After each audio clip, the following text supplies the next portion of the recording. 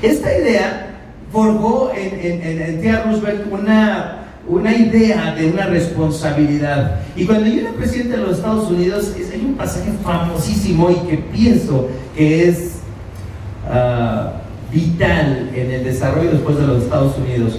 Al final del siglo XIX, los grandes varones ladrones que eran los Rockefeller y otras familias y los JP Morgan y todos estos, que eran los dueños de los ferrocarriles, de las minas de carbón, de los barcos, de los canales, de todas estas cosas, de la infraestructura, los acereros, gobernaban realmente el país. Y entonces hubo una rebelión de mineros en Colorado, y los mineros le llamaron al presidente y le dijeron: mándenos a la Guardia Nacional porque están ya muy duros, muy pesados estos mineros, ya están muy rebeldes, mándenos a la Guardia Nacional. Y entonces el presidente Roosevelt dijo: voy a mandar a la Guardia Nacional, pero para proteger a los mineros. Y entonces se armó un conflicto, un problema tremendo. Y dice los historiadores que el mismo JP Morgan fue a la Casa Blanca, tuvo que humillarse, ir a buscar al presidente, que no tenía tanto poder como ellos. El presidente de los Estados Unidos a finales del siglo XIX no tenía tanto poder como los empresarios que realmente tenían el control del país. Y les dijo: esta es la hora en la que ustedes tienen que compartir lo que tienen con los que no tienen. Fíjense, no les dijo vamos a ser comunistas, les dijo: ustedes son los dueños de los ferrocarriles, de las tierras, del agua, de los bancos, de todo. ¿Por qué no?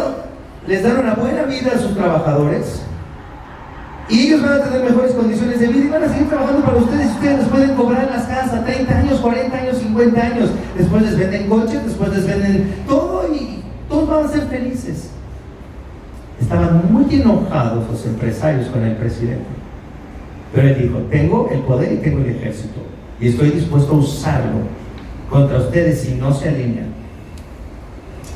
Llegaron a un arreglo y se dice que JP Morgan al final de esa reunión salió muy enojado y le dijo: para esto hubiera mandado a su muchacho con mi muchacho y se hubieran arreglado. Y dijo: no, yo soy el presidente, lo siento mucho. Y eso cambió la historia.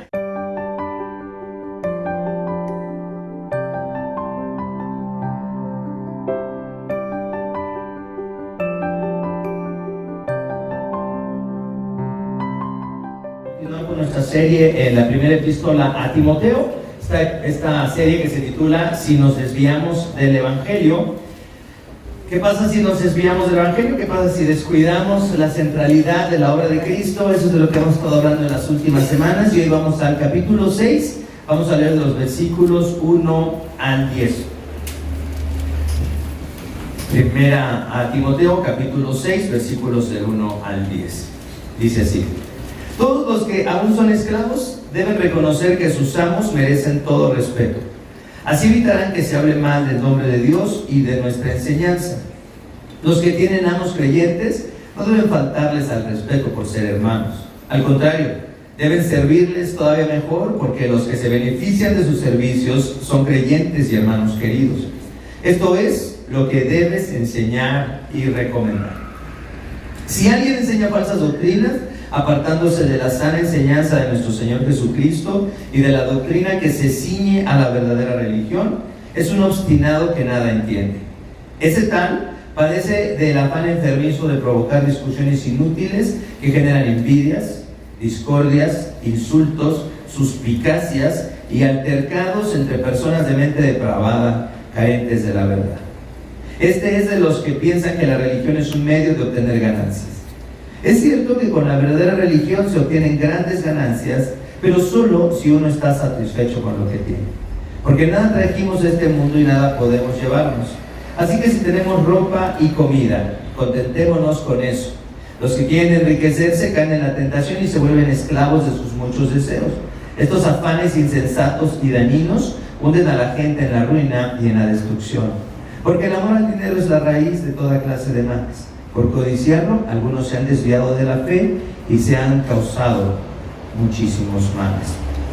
Esa es la palabra del Señor.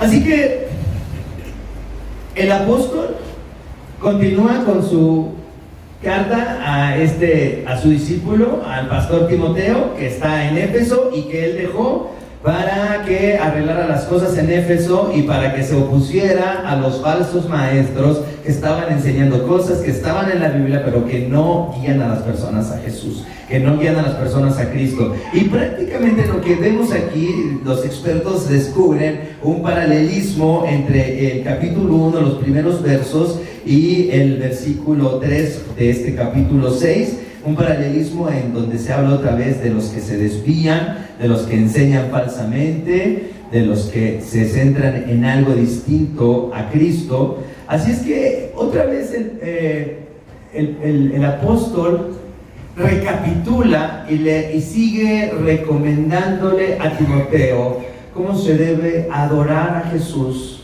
de una manera en la que estamos centrados en Cristo. Cómo debe ser el culto, cómo deben de comportarse las mujeres, los hombres, cómo se debe exhortar a las personas para que vuelvan a reenfocarse en Jesús, a los mayores, a los jóvenes, a las mujeres mayores, a las mujeres jóvenes. Cómo se debe atender las necesidades de los que están a nuestro alrededor, cómo se debe atender a las viudas que de verdad lo son.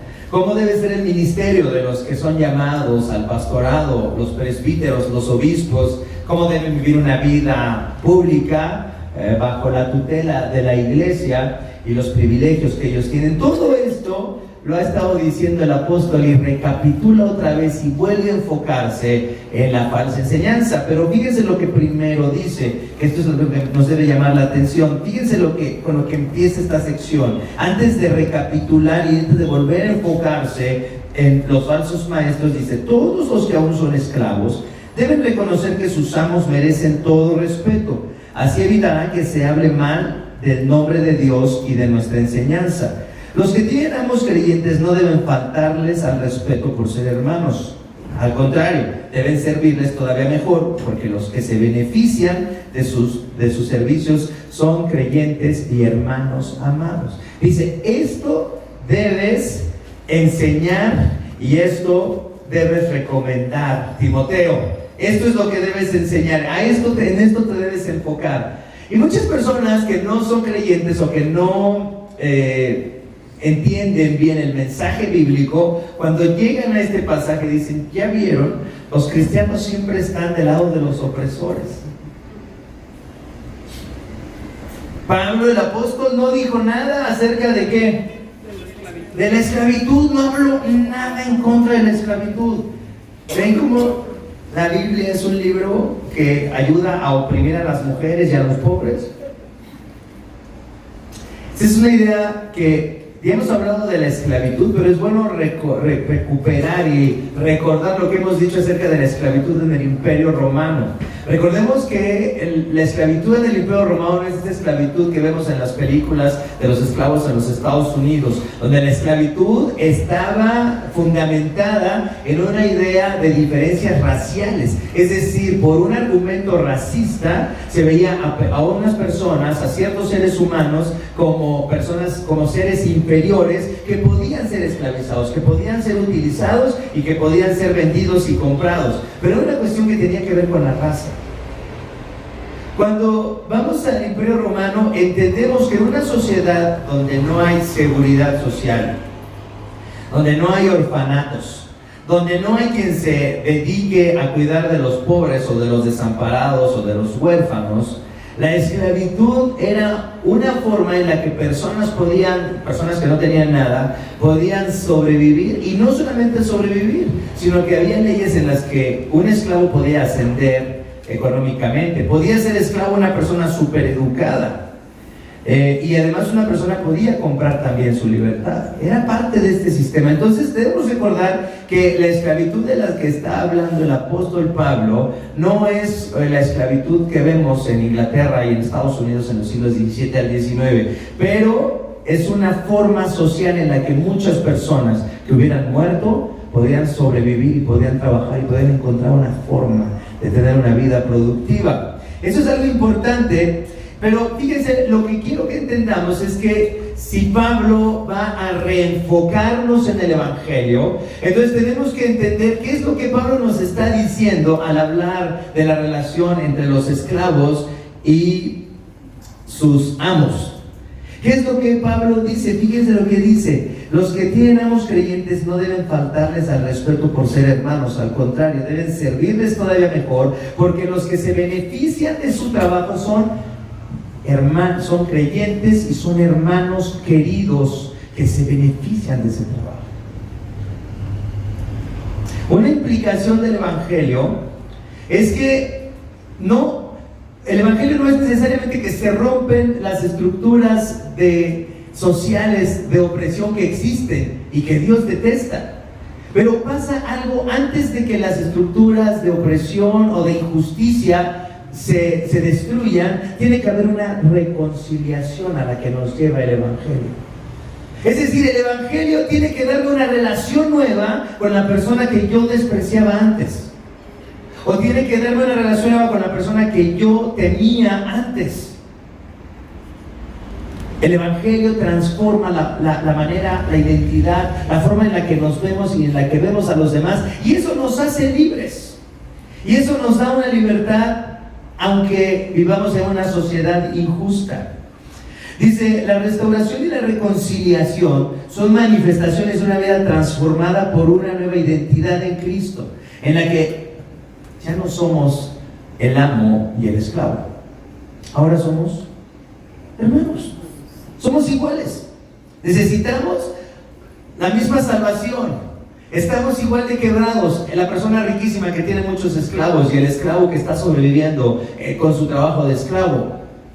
Al venir las dos personas sin distinción, sin acepción de personas, porque Dios no hace acepción de personas, al venir las dos personas de diferentes condiciones sociales, de diferentes razas, de diferentes rangos, entonces son iguales delante de Dios y reciben la misma gracia y reciben la misma salvación y reciben el mismo perdón, porque las dos están en bancarrota espiritual, las dos son miserables y están perdidas sin Cristo, tanto el rico como el pobre, tanto el que era el opresor como la persona que no tenía otro remedio que trabajar para esa persona. ¿Se dan cuenta? Lo que Pablo está diciendo está hablando de una implicación del Evangelio que nos lleva a pensar en algo mucho más profundo que solamente pensar en quitar las estructuras de injusticia. Dice: una fe sincera en Cristo no solamente nos hace libres para vivir una vida llena de propósito, aún en medio de la injusticia humana, aún en medio de una sociedad donde tal vez podemos decir tenemos un gobierno injusto. Dice: si Cristo es entonces nuestro Salvador, nuestra posición, fíjense esto me gustó mucho, nuestra posición económica no es la fuente de nuestro orgullo y seguridad. Si Cristo es nuestro Salvador, entonces ya no confiamos en nuestra condición racial de indios o españoles. Si Cristo es nuestro Salvador, entonces nuestra educación y logros profesionales no son la fuente de nuestro valor. ¿Cuánta educación tienes? ¿Cuántos títulos tienes? ¿Cuánto dinero tienes? ¿En qué colonia de la ciudad vives? Si eres más güero o eres más prieto. Realmente es Cristo lo que te pone en una nueva identidad, en la que te permite ver a los demás iguales a ti, a los que veías menos que tú, a los que despreciabas con tu posición racial o económica. Ahora te das cuenta que estás igual de perdido que aquellos que despreciabas, y a los que temías o a los que respetabas porque pensabas que eran superiores a ti, ahora también ellos han sido puestos en el mismo nivel cuando venimos todos a Jesús y somos reconciliados con Él.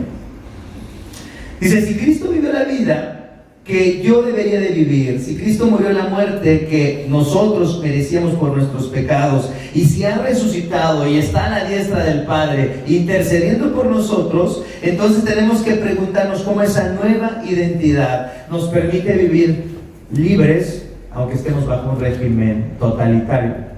Hace unas semanas, ya tiene quizá un par de meses, hablábamos de la persecución de la iglesia en China. Y un pastor de una iglesia muy grande, allí en Pekín, que lo encarcelaron, escribió una carta antes de que lo encarcelaran, la publicó y la hizo pública en todo el mundo y se hizo viral esta carta. Y esta carta habla precisamente de esto. Habla de cómo se vive la fe en Cristo, cómo se vive con una identidad en Cristo, aún en medio de la opresión y la injusticia.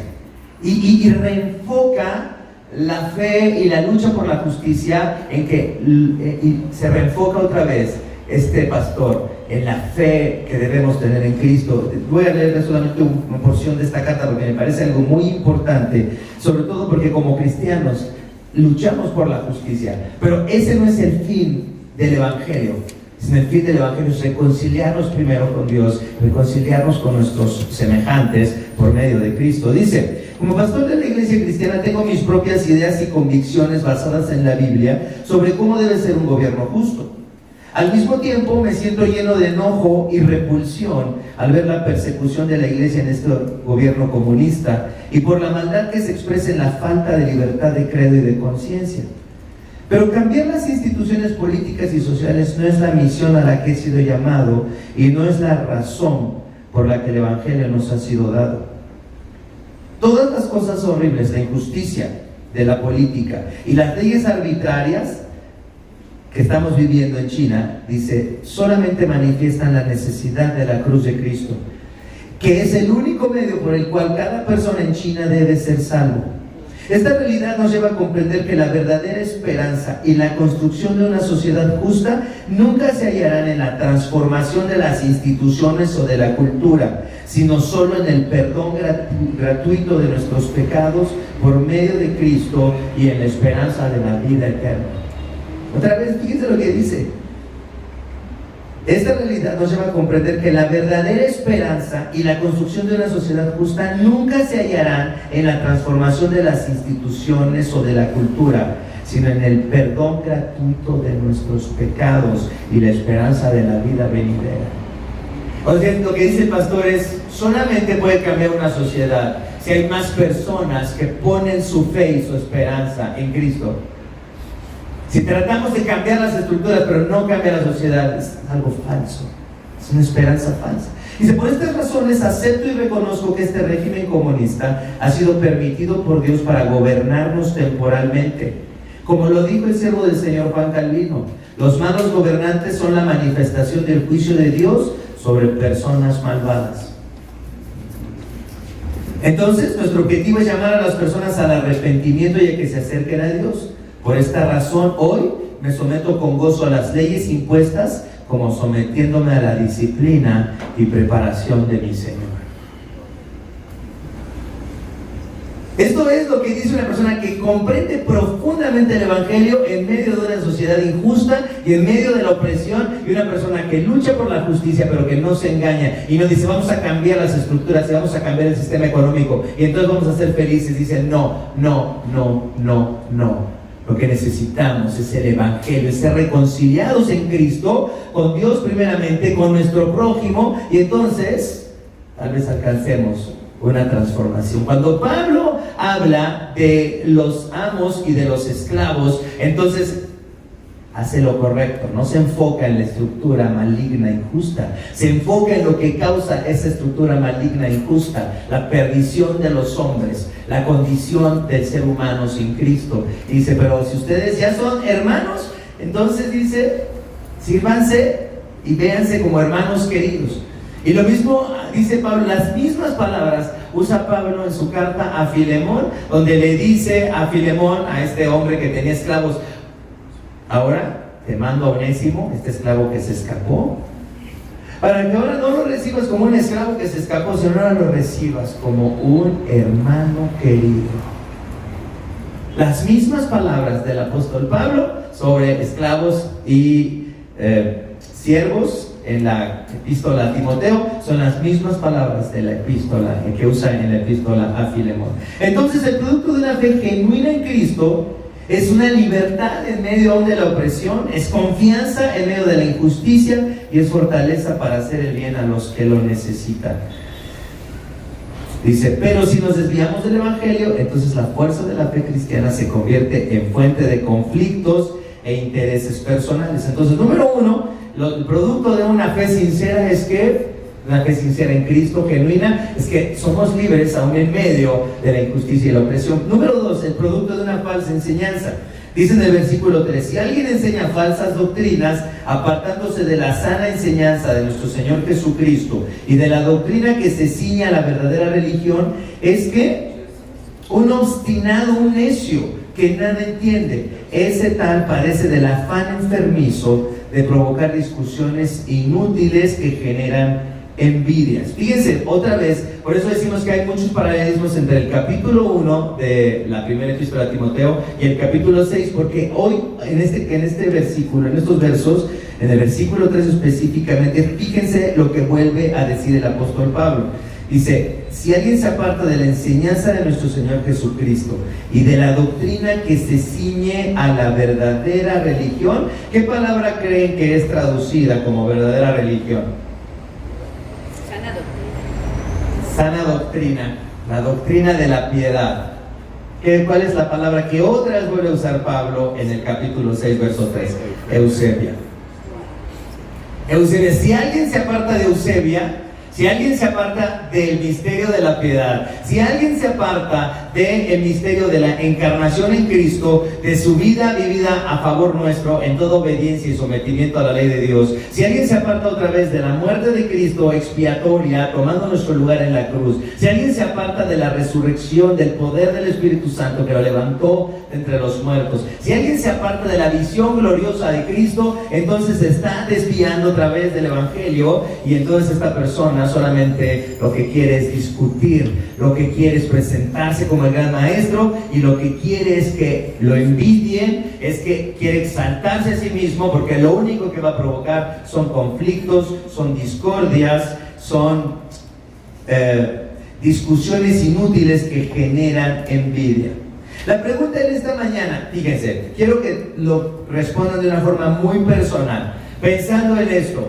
No te desenfoques de lo que Cristo ha hecho por ti. No te desenfoques de eso. Ten ahí tu enfoque. Ahora la pregunta es esta: ¿es el Evangelio lo que satisface tu corazón sobre todas las cosas? ¿Es el Evangelio lo que satisface tu corazón por encima de todas las cosas? Por ejemplo, cuando ves a tu hijo que es estudioso, guapo y que sale adelante y es la cosa más preciosa, y dices, wow, qué hijo tengo, está guapo, es inteligente y va muy bien. ¿Cómo te hace sentir un hijo guapo e inteligente? ¿Cómo los hace sentir a ustedes? Soy una hija hermosa e inteligente, y que todos los demás te dicen, ay, qué linda es su hija y qué inteligente es su hija. ¿Cómo les hace sentir eso a ustedes? ¿Más o menos bien? ¿Más o menos? ¿Cómo se sienten las mamás gallinas? Cuando piensas en el misterio de la encarnación, en que Dios se encarnó, cuando piensas en que Cristo vino y vivió una vida que tú no puedes vivir y que su justicia ahora es tuya, cuando piensas en que Cristo murió la muerte que tú merecías por tus pecados, y cuando sabes que Él resucitó y que ha vencido la muerte y el pecado, y que ya no eres un esclavo sino has sido libre, no importando tu condición, y que tienes una promesa de la vida eterna, y que Él está de tu lado y que Él intercede por ti, ¿sientes lo mismo que cuando ves a tu hijo guapo y estudioso siendo exaltado, o a tu hija siendo recomendada por sus maestros y todo eso? ¿Sientes lo mismo? ¿De verdad sientes la misma satisfacción? ¿Su corazón se llena del mismo gozo y de la misma emoción que cuando piensa en el Evangelio, en las realidades del Evangelio? ¿Es realmente Cristo la fuente de tu paz y de tu confianza? ¿O solamente cuando piensas, ya tenemos suficiente ahorrado para nuestro retiro y tengo una pensión, ¿no?, de más de 50,000 pesos ya asegurada, me va a ir súper bien en los próximos años, puedo llegar a los 65 y voy a estar súper bien? Me voy a Europa una vez al año y vamos a cambiar el coche y todo, porque sí vamos a tener una buena vejez. De los 65 a los 90 vamos a estar súper bien. Cuando eso es lo que te satisface, es lo que te llenas, a donde pones tu esperanza. Fíjense lo que está diciendo el apóstol Pablo: los falsos maestros se exaltan a sí mismos, quieren causar puras controversias, quieren exaltarse a sí mismos y aprovecharse de una falsa enseñanza al no estar enfocados en el Evangelio. Pero yo te pregunto esta mañana, ¿tú estás enfocado en el Evangelio? ¿El Evangelio es lo que satisface tu corazón y en lo que tienes tu esperanza? Porque está muy bueno hablar de los falsos maestros y de lo tontos que son, o necios que son, o egoístas que son, o aprovechados que son. Pero lo que quiero es que esto lo traigamos a nosotros y pensemos si nosotros realmente creemos estas cosas y si el Evangelio realmente es el centro de nuestra adoración, o sea, hay algo que adoramos y valoramos y nos llena y nos satisface más que Cristo y las verdades del Evangelio. ¿Para qué hablar de los falsos maestros si yo ni siquiera realmente valoro el Evangelio, ni entiendo bien qué es el Evangelio, ni me ciño al Evangelio, ni me satisface, ni me alegro, ni me conmueve el Evangelio? ¿Para qué hablamos de los falsos maestros? Dice, el falso maestro entonces usa su enseñanza para promoverse a sí mismo, usa su enseñanza para demostrar que sabe más que otros y para ganarse el favor de las personas. Por eso dice, provoca envidias, porque como que dice, bueno, una falsa enseñanza, ¿por qué provocar envidias? Porque la persona que enseña algo diferente al Evangelio, lo que está pensando es cómo se aprovecha, cómo aprovecha esta posición de enseñanza, esta posición de maestro para promoverse a sí mismo. Eso es lo que está pensando. Y entonces por eso causa discordias, suspicacias, desconfianza, y llega hasta insultos, altercados. Dice, son personas de mente depravada, carentes de la verdad. Dice, y esto me gustó mucho en el comentario de Hendricks, dice, cuando alguien promueve una enseñanza falsa, no solamente es porque está equivocado sinceramente. Fíjense, hay dos tipos de personas. La persona que no sabe, que no ha estudiado y que interpreta equivocadamente la Escritura, pero no quiere aprovecharse, sino pues tiene una educación muy elemental y no sabe mucho y no sabe cómo encontrar el mensaje del Evangelio y a Cristo a través de la ley y los profetas. Y bueno, puede ser que su enseñanza no se enfoque en Cristo, pero no es porque quiere aprovecharse. Pero lo que dice el apóstol Pablo, hay personas desde el primer siglo que querían aprovecharse económicamente y de muchas maneras de enseñar cosas falsas, cosas que no tienen que ver con Cristo, para utilizar como una plataforma de poder y además de ganancia. Eso pasa desde el primer siglo. Dice el apóstol, este es de los que piensan que la religión es un medio de obtener ganancias. Entonces ya desde el primer siglo vemos los primeros brotes del Evangelio de la prosperidad. Estos grupos en donde tienes que sembrar tus primicias para que entonces seas bendecido económicamente, y si no lo haces, o si siembras y no recibes lo que quieres, es porque te hace falta fe. Entonces se puede manipular a las personas con mucha culpabilidad porque no tienen mucha fe, porque no están sembrando lo suficiente, y esas tonterías que sabemos, que hemos oído y que algunos de ustedes han vivido. Pero la verdadera religión, enfocarnos en Cristo, en su encarnación, en su vida, en su muerte, en su resurrección, en la gracia, en lo gratuito de la salvación. ¿Cómo puedo manipular a personas a las que les enseño que lo único que necesitan es poner su fe en Cristo y ser fieles a Cristo? ¿Cómo puedo manipularlas si tú sabes que esa es la salvación?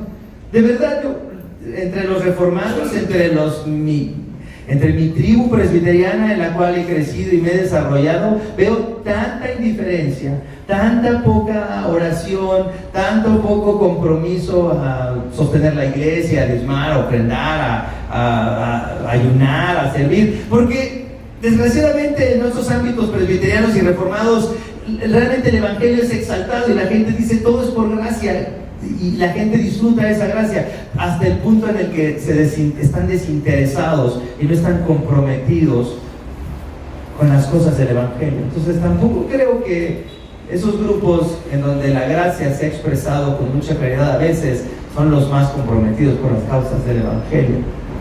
Y sin embargo, de pronto llegan a la iglesia presbiteriana personas que vienen de estos grupos en donde se les ha educado, se les ha formado de tal manera que se les advierte que les va a ir mal y que si no siembran y que si no son fieles, y vienen a la iglesia y digo, wow, son personas bien fieles, bien comprometidas. Me llaman y me dicen, pastor, fíjese que voy a ir a la iglesia de fulanito, voy a predicar, ¿me deja ir? Oye, hermano, ve a donde tú quieras. Claro que sí, gracias por avisarme. Digo, oye, qué bien los entrenaron. Mándenme más de esto. Bien fieles, bien, o sea, ¿cómo quisiera que los que realmente entienden el Evangelio y conocen la gracia estuvieran tan comprometidos y fueran tan formales y tan cumplidos como los que fueron amenazados y manipulados para ser exprimidos económicamente? ¿Cómo quisiera que los que comprenden el Evangelio realmente apreciaran el Evangelio y realmente fueran tan comprometidos como aquellos a los que se les engañó? Y esto se dieron cuenta los falsos maestros desde el primer siglo, porque Pablo ya está hablando de ellos en el primer siglo y está diciendo esto ya está surgiendo. Entonces dice, y pensando en estas falsas enseñanzas y en la opresión, podemos ver ejemplos en la historia de la iglesia. En la Edad Media y estaba la Iglesia Católica de Roma diciendo, hagan peregrinaciones, adoren las reliquias, cobramos el derecho de entrada a nuestras iglesias, o les vendemos indulgencias, o les cobramos, por decir, la misa por tus muertos, ¿no? Entonces el novenario y todas estas cosas. Entonces siempre en toda la iglesia cristiana siempre han surgido estos movimientos en donde los falsos maestros se promueven a sí mismos, se dan cuenta que pueden aprovechar una falsa enseñanza no centrada en Cristo para su propio provecho, y hemos visto muchas manifestaciones de esto.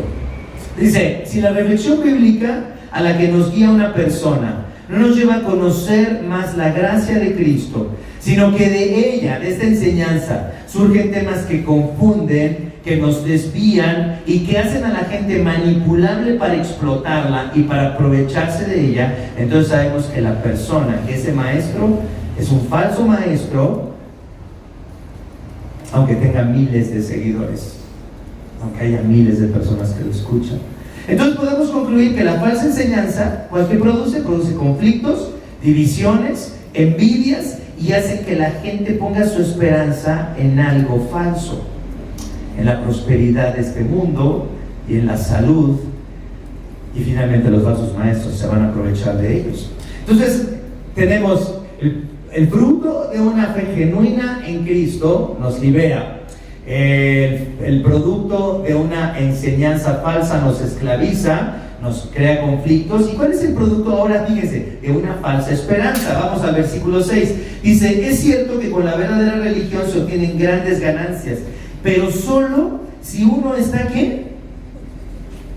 Satisfecho con lo que tiene. Es cierto que con la verdadera religión se obtienen grandes ganancias, pero solo si uno está satisfecho con lo que tiene, porque nada trajimos a este mundo y nada podemos llevarnos. Así que si tenemos ropa y comida, contentémonos con eso.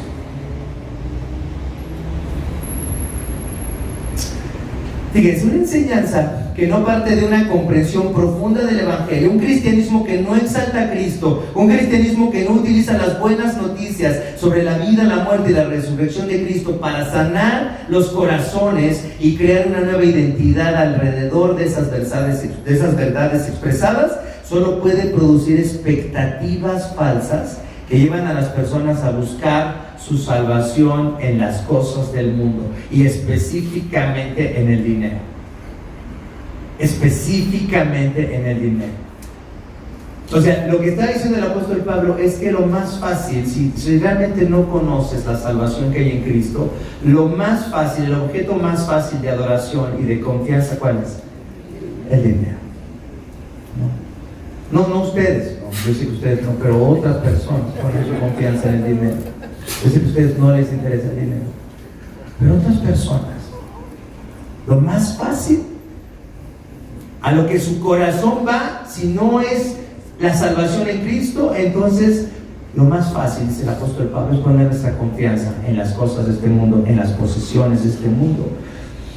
Dice Pablo, la verdadera religión, es decir, la fe en Eusebia, en Cristo, dice, produce grandes ganancias. Y algunos también comentaristas dicen, desde el principio, cuando algunas personas empezaron a convertir al cristianismo y, por ejemplo, empezaron a dejar vicios, alcoholismo, o empezaron a dejar una vida, pues sí, de adicciones o una vida desordenada, ¿qué fue lo que pasó de una manera natural cuando algunas personas dejaron de gastar su dinero en vicios? Que de pronto tuvieron dinero para lo que nunca tenían dinero, para mejorar su casa, para darle lo necesario a sus familias. Y eso es lo que también tenemos que entender, que sí es verdad que en la verdadera religión, el que encuentra a Jesucristo como su Señor y su Salvador y construye una nueva identidad en Cristo, entonces de pronto le empieza a alcanzar. De pronto empieza a tener lo que no tenía antes. ¿Por qué? Porque la vida de pecado y de esclavitud a esas costumbres que tenía antes, ahora ya está libre de eso, por causa de Cristo, y entonces mejora su condición. No es algo mágico, no es algo misterioso, es algo lógico. Si estoy reconciliado con Dios, si encuentro una nueva identidad en Cristo, entonces ya no estoy controlado por mis pasiones, controlado por mis adicciones, entonces soy libre. Esa es una de las formas en las que se puede explicar esto, de que la verdadera religión se pueden hallar ganancias. Pero dice, de hecho se ha escrito también mucho sobre la ética protestante del trabajo, en la cual se reconoce como la visión de que estamos en esta vida para algo más que pasarla bien, llevan a muchas personas a trabajar con dedicación, con excelencia y a utilizar bien sus recursos. Y si analizamos realmente hasta el siglo XVI, ¿cuáles eran las potencias económicas y culturales del mundo? Eran los países católicos, Italia y España. Eran los centros de cultura y de riqueza en el mundo. Pero después de la Reforma Protestante, la riqueza y el desarrollo pasó a los países protestantes. Por esta ética del protestantismo, por esta ética de que estamos aquí para glorificar a Dios, no para pasarla bien. No vamos a gastar solamente nosotros, tenemos que mejorar la sociedad, somos responsables. Y entonces cuando muchas personas se convirtieron, esto cambió. Hay una historia que a mí me gustó mucho hace muchos años, hace unos 15 años, leí por primera vez una biografía muy gorda de Theodore Roosevelt, de Theodore Roosevelt, de Teddy Roosevelt, y me llamó la atención un pasaje muy importante de su vida. Él pertenecía a una de las familias más ricas de Nueva York. Y su padre lo llevaba los fines de semana a los barrios bajos para ver cómo podían ayudar a las personas en esos barrios bajos. Los llevaba donde estaban los inmigrantes, a los muelles, y dicen, papá cada sábado, cada domingo me llevaba a mí, porque era el único varón de la familia, y dice, y me enseñaba que éramos responsables y buscábamos formas de ayudar a personas, trayéndoles médicos o dándoles un dinero o ayudándoles en algunas cosas. Esta idea forjó en Theodore Roosevelt una idea de una responsabilidad. Y cuando yo era presidente de los Estados Unidos, hay un pasaje famosísimo y que pienso que es vital en el desarrollo después de los Estados Unidos. Al final del siglo XIX, los grandes varones ladrones, que eran los Rockefeller y otras familias, y los JP Morgan y todos estos, que eran los dueños de los ferrocarriles, de las minas de carbón, de los barcos, de los canales, de todas estas cosas, de la infraestructura, los acereros, gobernaban realmente el país. Y entonces hubo una rebelión de mineros en Colorado, y los mineros le llamaron al presidente y le dijeron, mándenos a la Guardia Nacional porque están ya muy duros, muy pesados estos mineros, ya están muy rebeldes, mándenos a la Guardia Nacional. Y entonces el presidente Roosevelt dijo, voy a mandar a la Guardia Nacional, pero para proteger a los mineros. Y entonces se armó un conflicto, un problema tremendo. Y dice los historiadores que el mismo JP Morgan fue a la Casa Blanca, tuvo que humillarse, ir a buscar al presidente, que no tenía tanto poder como ellos. El presidente de los Estados Unidos a finales del siglo XIX no tenía tanto poder como los empresarios que realmente tenían el control del país. Y les dijo, esta es la hora en la que ustedes tienen que compartir lo que tienen con los que no tienen. Fíjense, no les dijo vamos a ser comunistas, les dijo, ustedes son los dueños de los ferrocarriles, de las tierras, del agua, de los bancos, de todo. ¿Por qué no? Les dan una buena vida a sus trabajadores y ellos van a tener mejores condiciones de vida y van a seguir trabajando para ustedes. Ustedes les pueden cobrar las casas 30 años, 40 años, 50 años. Después les venden coches, después les venden todo y todos van a ser felices. Estaban muy enojados los empresarios con el presidente. Pero él dijo, tengo el poder y tengo el ejército y estoy dispuesto a usarlo contra ustedes si no se alinean. Llegaron a un arreglo y se dice que JP Morgan al final de esa reunión salió muy enojado y le dijo, para esto hubiera mandado a su muchacho con mi muchacho y se hubieran arreglado. Y dijo, no, yo soy el presidente, lo siento mucho. Y eso cambió la historia. de los Estados Unidos, yo pienso, para algo muy importante. Fíjense lo que dice el apóstol Pablo: solamente la verdadera fe trae muchas ganancias y estamos contentos con lo que tenemos. Tal vez hubiera podido hacer Theodore Roosevelt un contrato con los empresarios y hubiera dicho: los voy a ayudar, pero les va a costar muy caro este favorcito que les voy a hacer. Y tal vez hubiera podido ser súper millonario y súper rico, extorsionándolos y después mandando matar a los mineros. Eso hubiera podido hacer cualquier político en su sano juicio, con una oportunidad así de enriquecerse y de asegurar su futuro para siempre. Hubiera podido hacerlo, pero no lo hizo. No extorsionó a los que podría haber extorsionado y defendió a los que tenía que haber defendido. El Evangelio nos da, el cristianismo nos da una fe que nos permite enfrentarnos a la injusticia, no ser parte de la misma injusticia. Y si estamos contentos con lo que tenemos, ¿cómo nos puede usar Dios para el beneficio de los que nos rodean? ¿Se dan cuenta del potencial? ¿Cuál es el producto? ¿Cuál es el producto entonces de una falsa esperanza? Es que te vas a enfocar en esta vida, en la riqueza, en la salud, pero solamente en esta vida. Dice, si una persona empieza su vida deseando ser rico, está empezando mal. Si tú tienes como plan en la vida ser rico, si le estás enseñando a tus hijos que lo primero que deben ser es ser ricos, ya están empezando mal en la vida. Ya están empezando mal. Dice, va desviado desde el principio, porque entonces sus decisiones estarán controladas por su deseo de enriquecerse, y eso, dice la Biblia, es el origen de muchos males. Los que quieren enriquecerse caen en la tentación y se vuelven esclavos de sus muchos deseos. Estos afanes insensatos y dañinos hunden a la gente en la ruina y en la destrucción, porque el amor al dinero es la raíz de toda clase de males. Por codiciarlo, algunos se han desviado de la fe y se han causado muchísimos sinsabores. ¿Para qué vives? ¿Realmente qué es lo que estás buscando en la vida? ¿Solamente quieres progreso material, económico? Y ya estás desviado desde el principio. Si nos desviamos del Evangelio, entonces estaremos sometidos a la ambición de las riquezas, porque eso es realmente lo único que podemos poner, en lo que podemos poner nuestra esperanza. Fíjense, una mala enseñanza, una enseñanza falsa, hace que pongamos nuestra esperanza en cosas falsas. Dice, el dinero es una fuente de aparente seguridad, de tranquilidad y de respeto. Eso es lo que la gente consigue, mucha gente consigue eso junto con el dinero. No hay nada que aparentemente el dinero no pueda conseguir. Pero esa confianza en el dinero, dice Pablo, es la que hunde a la gente en la ruina y en la destrucción. Quiero darles algunos ejemplos de esto en la Biblia. Natán, el profeta Natán vino con David y le contó la historia de un hombre que amaba, de un avaro que tenía grandes cantidades de ganado, pero era tan avaro, era tan miserable, que tomó la oveja, la única oveja que tenía su vecino, y la mató para dársela de comer a sus invitados. Una catástrofe, la avaricia. Dice, la avaricia y el amor al dinero es lo que hace que venga un joven muy rico con Jesús y le diga, maestro, bueno, dígame qué necesito hacer para irme al cielo.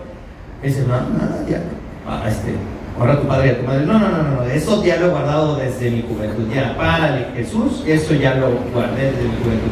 ¿Qué más puedo hacer? ¿Otra cosita que piensas que me hace falta? Dice, bueno, deja todo tu dinero y sigue. Dáselo a los pobres. Y la avaricia, la codicia, la seguridad en las riquezas, dice, hizo que ese joven se alejara de Jesús. La avaricia es lo que hace que haya un rico que hace banquete con esplendidez todos los días. ¿Se acuerdan de ese rico? Que hacía banquete con esplendidez todos los días.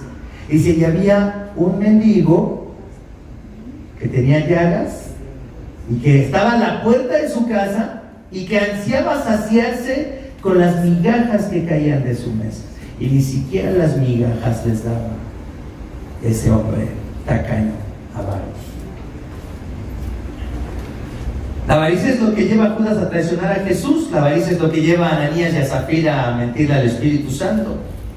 Es lo que lleva a los ricos opresores a no pagar su salario a los trabajadores, de acuerdo a lo que Santiago dice. Pero quiero decirles cuál es el problema con la avaricia.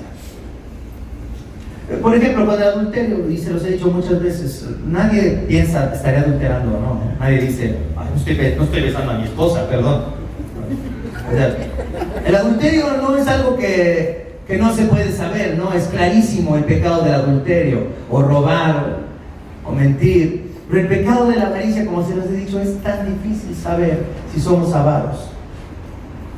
Es tan difícil saber si solamente estamos gastando todo lo que tenemos en nosotros, o si somos muy generosos y estamos pensando cómo ayudar a otros con lo que tenemos. Qué difícil es no ser avaro, qué difícil es no poner nuestra confianza cuando nos desviamos del Evangelio en la seguridad de las riquezas. ¿Quién de ustedes es súper rico? Aquí. ¿Quién de ustedes se considera súper rico? Así de una muy buena posición económica, que digas, yo soy súper rico. A mí siempre me alcanza para la quincena, pastor. Yo siempre tengo para llegar al fin de mes. Yo siempre tengo, o sea, me sobra cada mes. ¿A quién de ustedes les sobra cada mes? ¿No será porque somos avaros? ¿No será porque solamente estamos pensando en lo que necesitamos nosotros? Una persona viene y me dijo, es que pastor, siempre nos prometen que el que diezma se va a enriquecer. Le digo, no conozco, tengo 30 años de cristiano, no conozco a alguien que diezme y que se haya hecho millonario. No conozco a ninguno. Lo único que conozco es personas que diezman fielmente y que nunca les falta nada. Nadie se ha enriquecido con el diezmo, pero conozco a las personas que diezman y no les falta nada. Tal vez es porque han llegado a ese punto en donde no necesitan más para ellos, sino pueden confiar en Dios. ¿Cuál es el producto de una fe genuina? Que somos reconciliados con Dios, que somos reconciliados con Él y tenemos una relación con Él y somos reconciliados con los demás y podemos vivir una vida de libertad aunque estemos en un sistema opresivo. ¿Cuál es el resultado de una falsa enseñanza? Discordias, engaños, discusiones en la iglesia, divisiones, envidias, ¿cuál es el producto de una falsa esperanza? Que solamente vas a pensar que si tienes salud y tienes dinero estás bien.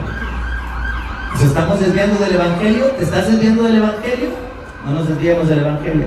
Eso es lo que le dice Pablo a Timoteo. Vamos a orar. Padre, te damos gracias en esta preciosa tarde en la que, Señor, nos recuerdas que tan fácil es desviarnos del Evangelio, que tan fácil es convertirnos en falsos maestros que manipulamos a los demás para obtener lo que queremos de ellos, en lugar de presentar a Jesucristo, en lugar de hablar de lo que ha sido hecho a nuestro favor por la vida, por la muerte y por la resurrección de Cristo.